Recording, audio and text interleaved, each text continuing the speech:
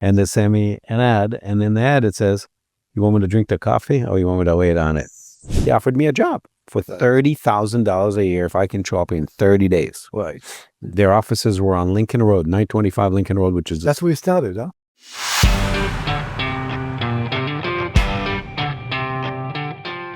Today we have Kobi Karp. Okay, it's a pleasure having you in my show. Thank you. This is the Young Meherber podcast show, taken to the next level.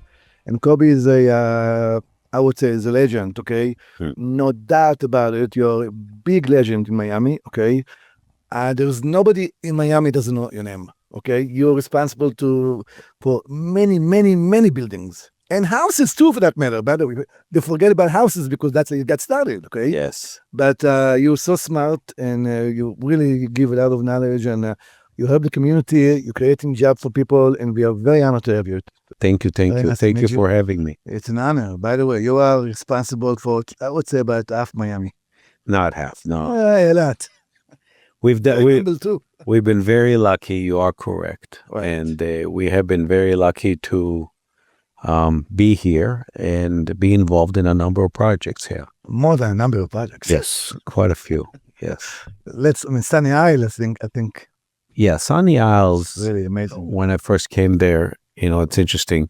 In 1994, 1995. Right. And then we stayed there for about 10 years. 10 years. And it changed a lot, not only in construction, but also the zoning and the code previously belonged to Miami-Dade County. Right. And now it belongs to the new city, which is Sunny Isles Beach. Before it was unincorporated Dade County, and now it's the city of Sunny Isles Beach. You remember, I used to be all motels and drugs, prostitutions, every building, right? One story.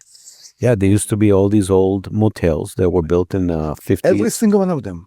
Yes, they're all substantially gone. I think one is still there. Still Thunderbird. The Thunderbird, right. Yes, that's the gift keep on coming. Yeah, the gift keeps on giving. Yes, right. Yeah, Michael Desert and Gil Desert have it. Right, it's interesting. Yeah. And how did you get started? I got started by coming to Miami in 1988 from Minneapolis, Minnesota. Oh, how about it? And I grew up in Minneapolis from 6th grade. So you didn't grow up in Israel? I grew up in Israel from age 0 to 12. At 12, okay. And then at 12, my family moved to Minneapolis, Minnesota. Why Minneapolis? Because my parents went there in the summer of 1972. Right. In the summer. Right. And they thought it was beautiful in the summer. Right. They went on the 4th of July. They went to Lord Fletcher's. And the sun was beautiful. That's it. Yes. Yes.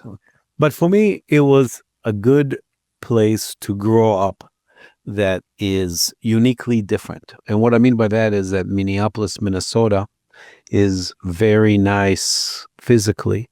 It has I like the Four Seasons. I was young. So what happened is that really I became entrenched into the American culture. The American society, whether I'm in 6th grade or junior high or high school, or college. It has a lifestyle that is uniquely different.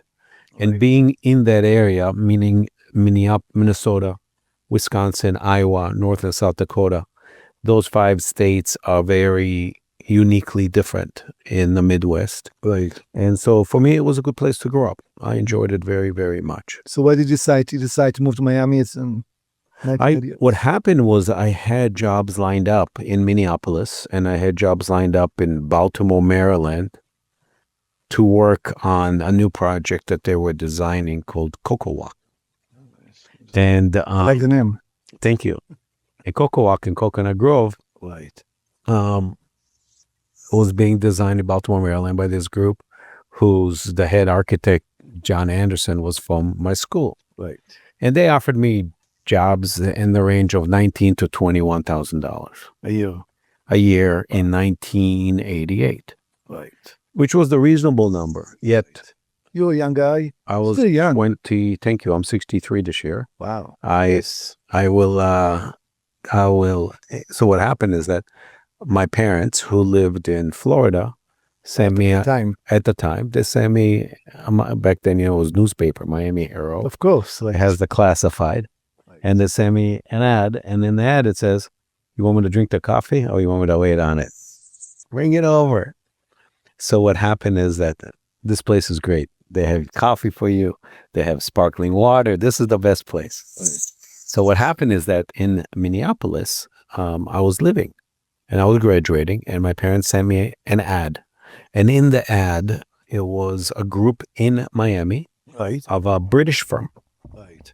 that was building hotels in the Caribbean, and they sent me a ticket. Right. In the old days, you sent Federal Express, you sent your resume and your portfolio. They call you up, you come down. I showed up in the summer of 1988, and they said, Kobi, it's very nice to have you here. I showed up like you in a suit and a tie, and they had shorts on and Reebok shoes. 1988. You guys are the best. So what happened is that, make a long story short, they offered me a job for $30,000 a year if I can show up in 30 days. Right. Their offices were on Lincoln Road, 925 Lincoln Road, which is That's where you started, huh? that's where I started. It was the Sterling Building on Lincoln Road. Thank you. And it's where Books and Books were and so forth. And we were there. That's where we started. And the interesting thing is that I took the job. I came down, and I thought I would be here for a year or two. Right. But Go back? and then go back Really? and go to school in Boston or whatever to get a master's. Oh, so you didn't finish school yet? I finished college. Right. I got my license, Right. and I came down. But I thought that I would have to go back in grad school Right. and tie up some more time in school before they let you out. Right. That was the thought process. Right. But when I came here and I joined Lane Pettigrew Jones, as they called it, they gave me $30,000 a year, and we worked on doing all-inclusive resorts and hotels in the Caribbean. Right. St. Lucia, Grenada, Turks and Caicos, Mustique, Bahamas, Jamaica. It was great. And so we were doing a lot of Club Mids, super clubs, all-inclusive resorts and hotels, and luxury, new styles that were coming up. If you go to St. Lucia, our hotels are still there. La Sport, La Source, Jealousy Plantation, which became a Viceroy. And we still do a lot of luxury hotels and resorts in the Caribbean today. Really? Mm-hmm. How about it? So that's when I came here. I came here in 1988. And then my partners, after working together for about 5 years, they said, listen, Kobi, we want to continue to work in the Caribbean. And I started to get jobs here in Miami Beach, restoring old buildings, doing restaurants and bars and clubs. Small stuff. Small projects. Right. My biggest project at that time was in 1993, was restoring the Astor Hotel How about for it? Kareem Masri. You feel like it's an art.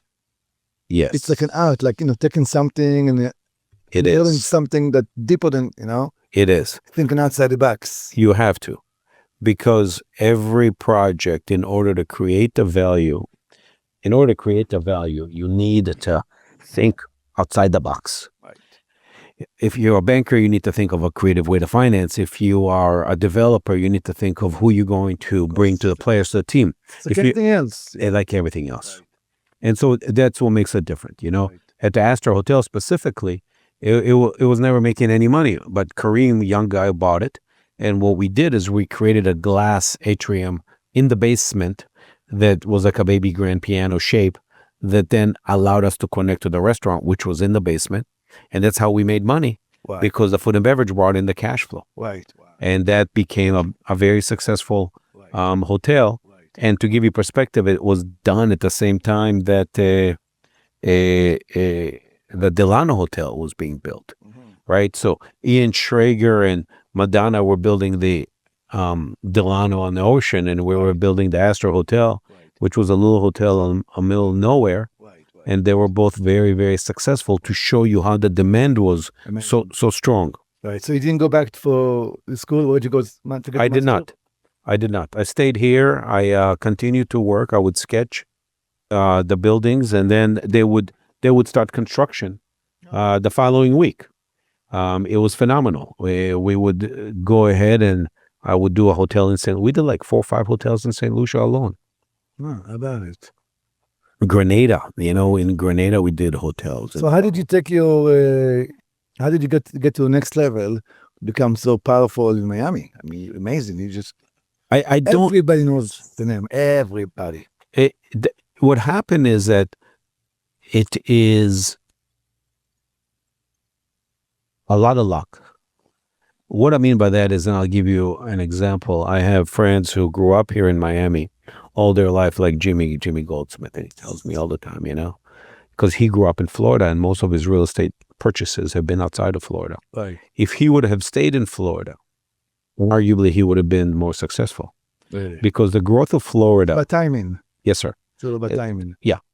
If I started to work in Florida in the early 90s. Same here. South Florida, right? Yes. When you say Florida, you refer to South Florida. South Florida. Right. Meaning Imagine if you set roots in Jacksonville or in no good. North Florida. I know, no good. No good. South Florida, just the right time, just the right Yes. recipe, the perfect recipe, the perfect storm. When I came here, it was Miami Vice and Scarface days. A bunch of guys just came across from Cuba, right? Castro kicked them out. Scarface. Yes. Some of them, Favorite movie. Miami Vice and Scarface, both great movies. The reality is some of those people, families, man, they were criminals. Yet Oh, yeah, some of course. them were geniuses Oh, yeah. and hardworking individuals. Agreed. And so that's the fabric of Miami and Florida. And I think that I was lucky enough to be at the right place at the right time Right. in the 90s. And then it rolled over to the 2000s. And then after September 11th, certain people felt more comfortable in Florida. Right. I think that the code changed in Florida after the Hurricane Andrew in 1992. Yep. Leading to have hurricane impact doors and windows. I was in my honeymoon in Curacao. Well, in Curacao. Curacao is Watching- beautiful. Mr. Uber, yeah. I was watching the hurricane CNN. Yes. So we did a project in Curacao Really? by the bridge that rotates, that leads you to the old town. Wow. But there was a restaurant there in the wall Right. of the historic town called La Clochard, which means in French, the clown. Mhm. And it was a restaurant right on the water where the ships come in. It was Mhm. very successful. We did a project there Mhm. because in the Caribbean, there were not too many architects, especially American nearby. Of course not. They were highly accessible. Right. We can get on a plane, take Miami, American Airlines to San Juan, Puerto Rico, Nothing. and I can go exactly. And then I can go anywhere you want in the Caribbean. Right. And that led us to be very successful in the Caribbean because back then there was no cell phones, there was no There's beepers. nothing. No Nothing. internet, no social. Right. Right. There was not even fax paper. Fax paper came, thermofax paper, then came Federal Express, then came the beepers, then came the cell phones, and that allowed the communication. But don't forget also the phone lines, the cell phones were connected in the lower 48. They were not so quickly connected in the Caribbean. Right. What would you say is the I don't want to say most successful project, but this is project that stands out, okay, over the years? I have two projects that stand I out. love it. Yeah, share it. I've been working on one for 28 years and one for 22. And those are my boys. Okay, there you go. So those are the most, For the boys, I mean, right. after the boys, look, I think that they are game-changing projects, a number of them. And I'll give you an example. We did the Astor Hotel. That was kind of a game changer. And then we did Seacoast Towers. And Miami people saw Beach. Miami Beach, the conversion and renovation from a rental to How do you deal with the people, the cities and all this, permit and all this, we have zoning change and all this politics and people get paid under the table or they don't get paid or whatever, it's like, and you have to go back and forth and fight with them and go back to the owner, and give comments and nonstop. I Right? believe that the thought process has to be completely different. I don't believe in fighting. Mindset. Huh? It's a Mindset. I don't believe in fighting. I think fighting is a waste of energy. Right. What I do believe is that if I do a project, there's something that the city wants. There's something that the neighbors want. There's something that the developer wants. Well, everybody always has a desire or a wish that they can't always necessarily express.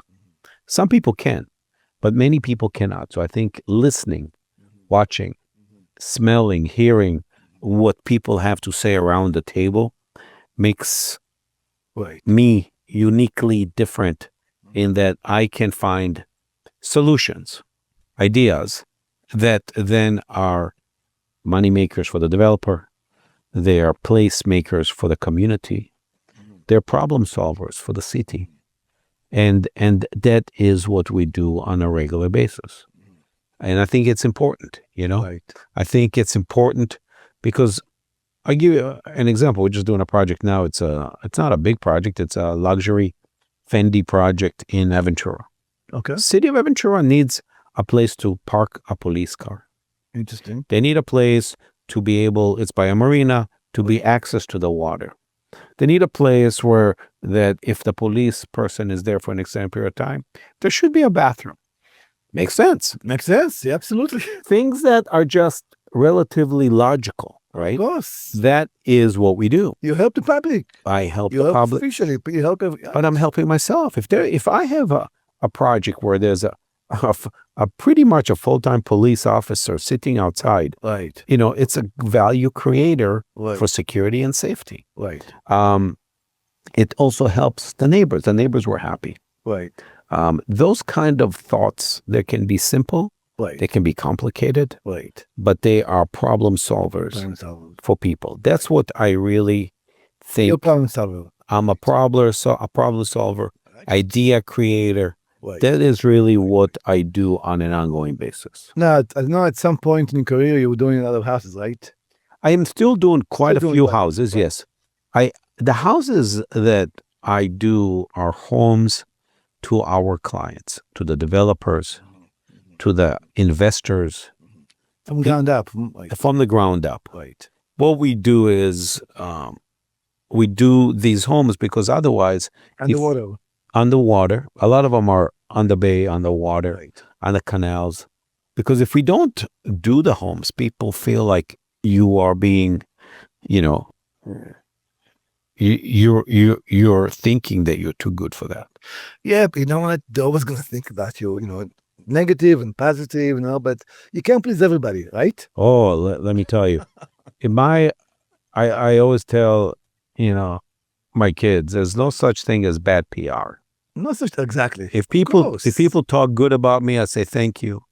If people talk badly about me, I say I understand. It's like the news. What sells more, good news or bad news? They both sell. I think bad news. Bad news sells a lot more. Yeah. So if they talk, Get more views. yes. So if they call me Right. in negative terms, I look at it as I appreciate it because I think it's good to be talked about. So you tell me, so if you don't do houses, they think that you're too good for it. Some people have thought that if you don't do the homes, you're too good. And the homes are also exciting because as an architect and you want to be creative, Right. you want to do different and unique projects. You don't want to do the same. It's never going to be the same. Yes. No house is going to match some house. Never. Right. But I would think it would be more exciting to do high rise. It House. is exciting to do high rise, right? Uh-huh. But I'll give you an example. Some of our most financially successful projects, like the one on Fisher Island, Palazzo del Luna, Palazzo del Sol, and now the 6 residences, they are not so tall. They're only 150 feet tall. And we did the surf club. That's not so tall. That's about 120 feet tall. Right. And then we've done projects, which is still the tallest mixed-use residential building in Miami, which is called Panorama Towers. How many stories is that? That's 850 feet. The Four Seasons is 750 feet. Yet there are buildings that are currently being built. I would think, with all the respect, a house is, obviously it takes that, okay, but high rise of 50, 60, 70 story, that takes somebody very special to put together, I would think. It does. It does. And you have to have a different thought process Right. and an understanding. Because to design these sort of luxury buildings, we were talking about 2000 Hallandale, South Ocean, which we designed originally back then for the city, was approved by Gilbert Benamou and Isaac Toledano, who were partners, right? They had the vision.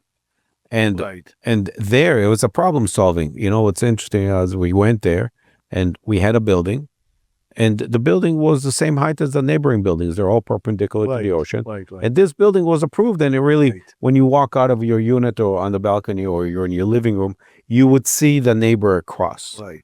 So all we did is say, why don't we take that massing and place it, and instead of making it 14 stories, make it Right. 40 floors. Right. But the footprint would be smaller, but the building would be taller. Right. We would have more light and air, and the neighbors rallied up around it. They liked the idea, and that's how 2000 South Ocean came about. We went to the city, we got it approved. Right. The building was permitted Right. as such, and it was built as such. And you also do construction drawing too, everything, right? We do everything, A to Z, A to Z, except building it. except construction. Right. Yeah, we do everything A to Z. Right. Right. But we're not egomaniacs. Sometimes people say, "Can you work with this interior designer? Can you work? Right. Can you work with this person to do the engineering or to do the We don't mind. But don't you feel like it's more profitable to do a bigger project than small project, just like in real estate? 10 unit versus 200 units. No. It is in the real estate. After all, you have big payroll and you have to pay expenses. You're not here for your blue eyes. You want you to make a living too, right? I'll give you an example. From a performance standpoint, to do Fisher Island or to do a project like the Surf Club or Arte or those kind of buildings, which generally speaking have 40 units in them, 50 units, or even less. Now we're doing a number of buildings in Bay Harbor, and they are between 8 units per building to 30 units per building. The footprints are bigger. The units are bigger. So the total performer sales of the building is higher. Right. So what happens is we're doing right now the Raleigh. The Raleigh is about 200,000+ square feet, but it sells for $5,000 a foot. You can do the math. It's $1 billion in sales. But the building is only 18 floors. Right. And it's not so big yet. We can do a much bigger building. But I feel like right now the units are getting smaller, right? In some projects, to make the performer work, what we are doing is units are getting smaller. The units are not only getting smaller, but it's urban infill. What I mean by that is people would buy furnished unit. A Four Seasons Mandarin Hotel suite is 400, 500 square feet. Crazy. I can sell you a suite, a studio, 1 bedroom, 600 square feet for $1,000 or $1,200 a foot. Sure, because it's not too much. And it can be furnished. Right. And you just walk in with your toothbrush. Right. And then you see the value. Right. And then you say, well, after a year or 2 or 5, my boss might move me back to Oklahoma, wherever I came from. What do I do with the unit? I say, well, it's a lodging unit. You can rent it. Right. You can rent it for a year or less and make money. I've seen that, right. I've seen the new construction, like in Handel, right by west of US 1. It's very small units, but it's easier to sell them.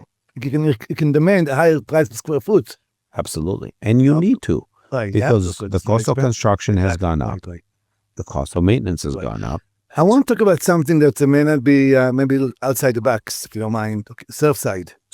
I don't mind. Outside the box. I saw you on the news after the collapse. Yes. It was horrible. I have a theory. I mean, maybe I'm crazy. I think it was conspiracy. How can it be that the high rise is gonna collapse just like that? Just like that. What was your thought? Oh, you're smart man. I always say that buildings are like people.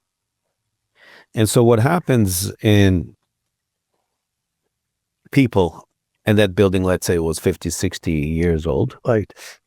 And if you don't take care of yourself, and if you have a cancer, and you don't take care of the cancer, you one day will fall and you'll just die. Absolutely. In this scenario, if you study the facts, which are just facts, black and white, the building originally was built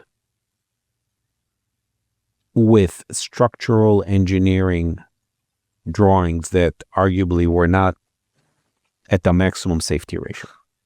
Then during the construction, from what has been discovered is certain structural value engineering happened. Wow. Then a floor was added to the top of the building in the penthouse itself. Down the road. Yes, sir. And then while the building was living, it was not being maintained structurally. Right. There was corrosion on the steel, spalling on the concrete. And so where the association could have, should have, and normally would have maintained the structural integrity of the building, they did not do that. 1970s, right? 1970s, 1980s, it continued. 1990s, it was still bad. In the 2000s, the people started to look at Surfside as a nice community. Very nice. In 2012, I designed the surf club. Right next door. Right, exactly. And then what happened is that, regretfully, that building fell substantially on its own accord. So you really think because of 18th story, right? No, the building was about 11 floors, 11th floor. 100 feet, 110 feet. Right. But if you look They at... show the pictures in the bottom, before, right? Very crowded. Yes, but you can also look at the record of the engineers and the consultants who have studied it for the past years. It was not maintained. There were structural issues that were not dealt with, and they were starting to deal with it. What I mean by that is, when the building collapsed, they really were replacing the roof for the first time in a long time. So they took all the heavy weight of the tar and the paper Before the collapse. right before the collapse. Before the collapse. Yeah. If they done it, they Days. didn't do it. Huh? They did it already? They were doing it, They were in the middle of doing it. and they were in the middle doing it, and you can see in the pictures, the materials and the crane that brought the roofing material was placed on the roof. That's an additional load. Yeah, did not So- touch it. Yeah. So whether it collapsed at the garage or it collapsed on the roof or whatever the structural integrity that was forsaken, the issue here is that if the building would have been maintained, arguably it would have still been standing today. I'll give you an example. There are concrete structures that are hundreds of years old, built by Romans and other people, and they're still standing. And you need to New York wait. City, forget it. New York, Yes. before World War I. Pre-war, right? Still standing. Right. But it's very scary because Florida, South Florida especially, thousands of units, okay, 1970. Well, you tell me right now, in other words, if you're not in good condition, if the roots, right, if it's not being maintained, okay, it's due to collapse. If you own units Right. and you are not, and you should have your 40-year certification or the 30-year or the 50-year certification, meaning have the structural engineer test your building, check your building. Right. It's structural and electrical. And you should do that because these structures of the 70s and the 60s, 50s, Scary. they should be very stable if they are maintained. And I don't see any reason why anybody who owns the real estate would not take the money to spend it over a period of time and fix and restore the concrete. So a lot of buildings are facing a lot of problems because those are all, some of them are tenants, are old people, fixed income. You can Yes. assess them $50,000, $100,000. Yes. They can pay that. That is the issue, right? The issue is that you have individuals who live in these structures, Many But- years. but they cannot pay the funds that it would take to repair these They cannot. buildings. They're fixed income. Look- Social security for that matter. It's like being old and not having insurance, right? Right. And if you don't have insurance, how do you pay for your medical Right. services? Right. And that is an issue not only on individuals, but it's also an issue Right. for buildings. So city officials said to us, every city, they're going to come down hard on the condo association. Are they still doing so? I think that they have no choice but to enforce it, meaning they have to enforce it Right. because that is an important element of life. If you, as a city official, Right. do not exercise your public It's on duty, you. Right. It's on you. The blood is on you. arguably, indirectly, and or directly, Right. you are not enforcing it, and you should be. It's like letting people drive with no brake pads, right? Right. You can't do that. You need to control the community and you need to maintain the structures. What about the people who can pay it? The board cannot raise the money. What would you do then? Then we need to find a financial aid for those buildings to help them raise the money to do so. Right. The value is inherently in the structure. There will be companies that will give loans to these buildings, and their security can be in the real estate.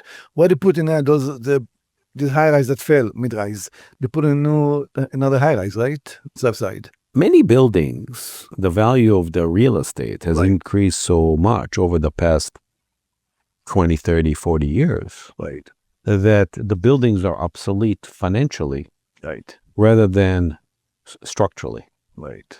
And when you have those kind of scenarios, buildings that are no longer financially feasible to have, Right.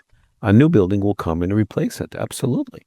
And that's what it should happen. Right. Look, we've been doing that for quite a while. We did the Caribbean condominium on 37 and Collins Avenue before Alan Faena was building his district. It's called the Caribbean condo. We preserved the historic building. We restored it. We sold condos in the historic I building. think I was there. I think the terrace is very low, right? The terrace on the first floor is low Right. because it's the historic building. Right. But then people stay on the floors above. Right. Right. And the floors above, it's interesting, is that then you meet the base flood elevation for flood, for wave crest, Right. for the new codes. Right. And then we built a new glass building next to it to the south, which is the Caribbean condo. Right. And that's how you recycle the value of the land and the building. Right. And by preservation and restoration with new construction, we did it at the Cadillac next door. We did it at the Confidant. It was rentals. We Right. converted it to a hotel, and now it's being upgraded to an Andaz.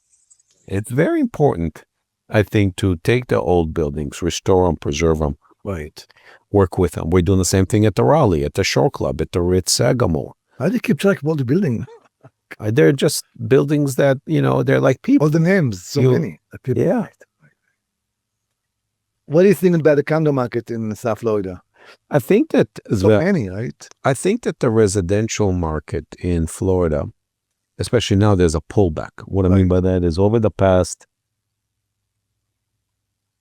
18, 24 months, there has been a deceleration of money available for multifamily rental and or mid-range hotels, I would call it, right?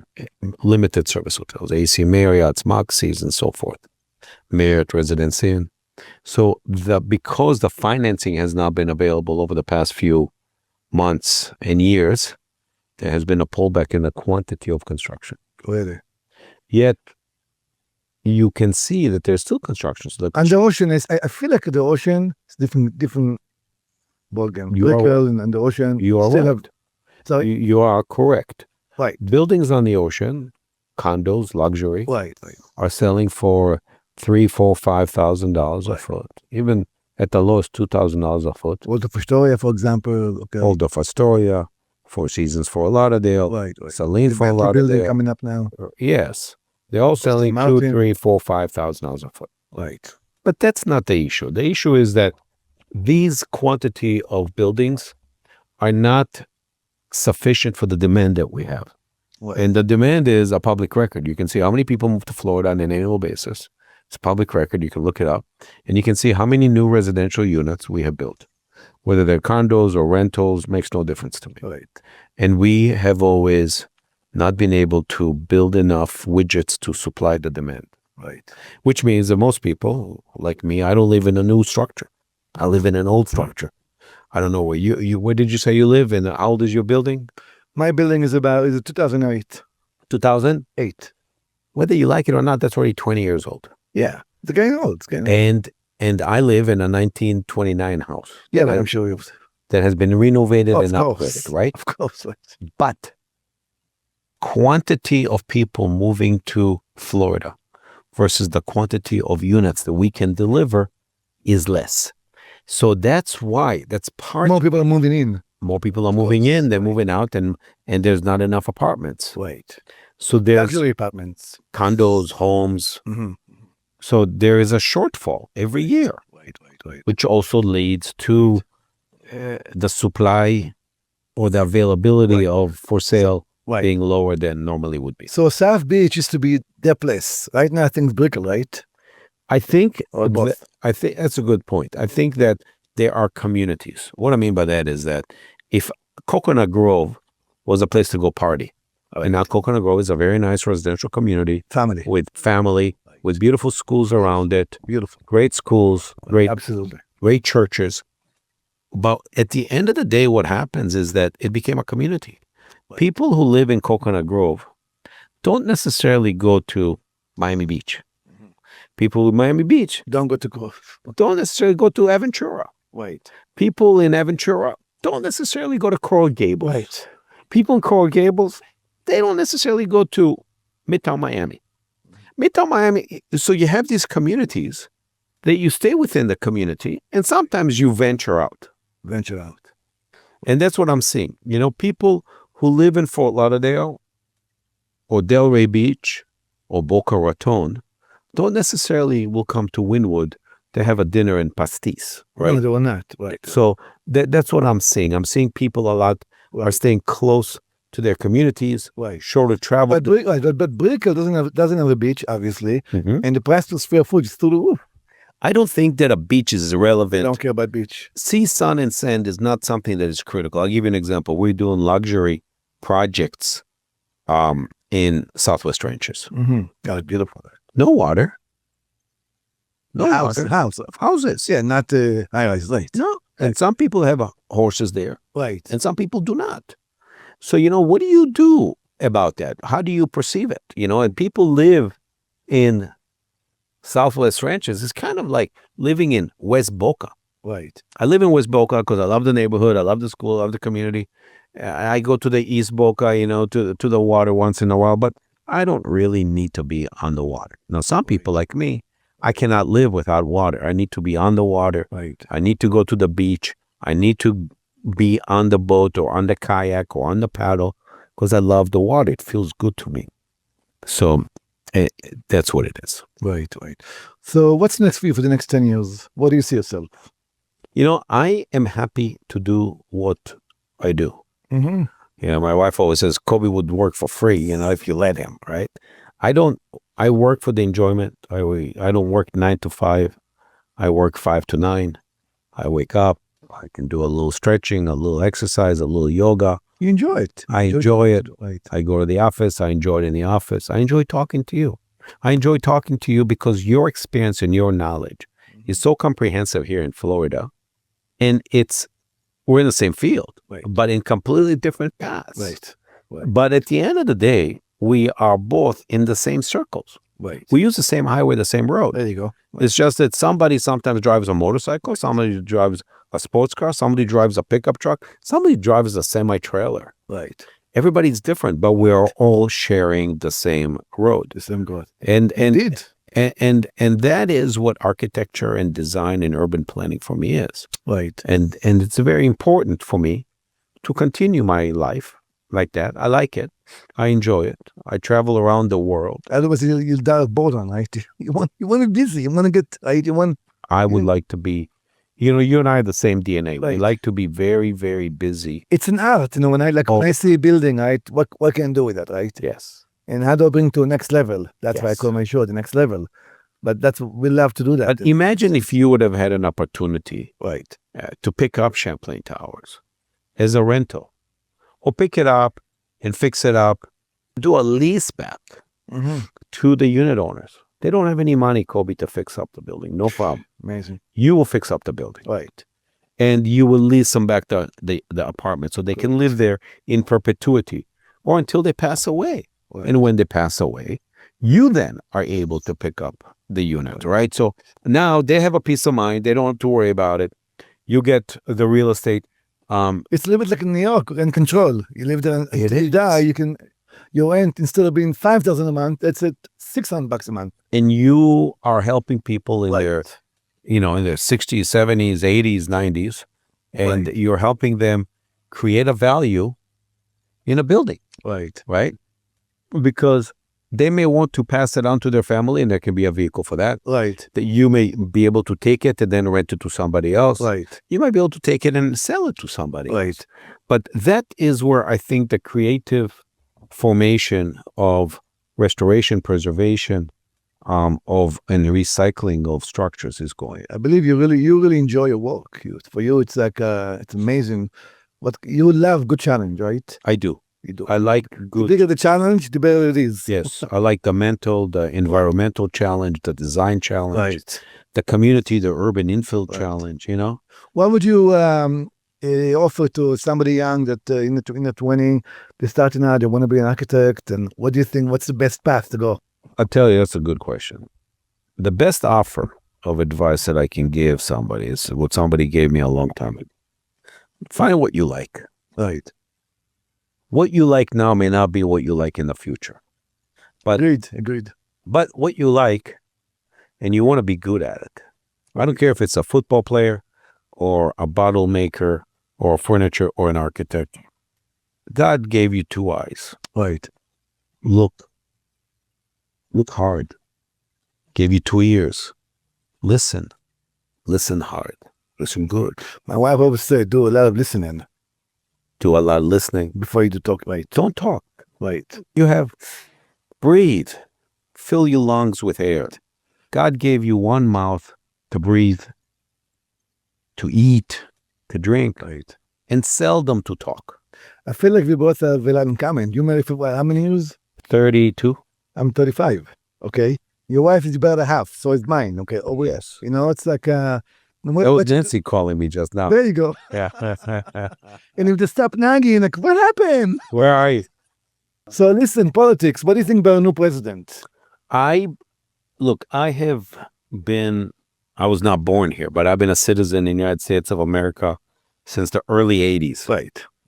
And for me, I've never voted in this country. Oh, really? Never voted in my life. Never. Whoever it is that the population wants, I'll accept. I think that certain presidents have been good, Mm-hmm. better than others. I'll give you an example. In my lifetime, Clinton was quite good. Mm-hmm. Brought the deficit down. And because, you went to the middle, that's why. He's a centrist. He was a centrist, He didn't start like that. and he was smart, He's down the road, years down. and he was mentally and physically capable to be Yes. a leader. Indeed. Ronald Reagan was similar.